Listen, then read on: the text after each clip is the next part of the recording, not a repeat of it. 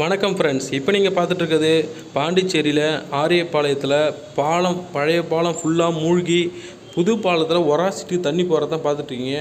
அந்தளவுக்கு தண்ணி வெளியேறிட்டுருக்கு. இப்போ இது எல்லாமே வேஸ்ட்டாக கடலில் தான் போய் கிடக்கும். எவ்வளோ பேர் இது நின்று வேடிக்கை பார்க்குறாங்க பாருங்கள். கிட்டத்தட்ட ஒரு 150 பேருக்கு மேலே நின்று வேடிக்கை பார்க்குறாங்க. அதை கண்ட்ரோல் பண்ணுறதுக்காக காவல்துறையிலேருந்து ஆட்கள் வந்திருக்காங்க.